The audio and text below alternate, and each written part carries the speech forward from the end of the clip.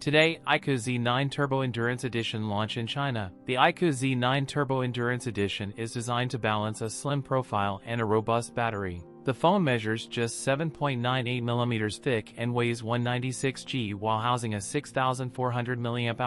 iQOO claims the device maintains the same thickness, offering users extended usability without compromising on portability. According to official claims, the phone can continuously play videos for an impressive 22.7 hours, making it ideal for heavy multimedia usage. The new model will debut in an exclusive flying blue color variant, which features a textured back cover with a wavy pattern. Its rear dual-camera setup includes a 50MP primary sensor with OIS stabilization and an 8MP secondary lens and 16MP front camera. The phone is powered by the Qualcomm Snapdragon 8 Gen 3 chipset. It may offer of 16GB RAM. It has a 6.78-inch flat OLED display with a 1.5K resolution and 144Hz refresh rate, promises vivid visuals and smooth scrolling, and support 80W wired fast charging. Its price start 1,899 Chinese yuan for 12GB per 256GB. That's it for today's video. If you enjoyed it, don't forget to like, comment,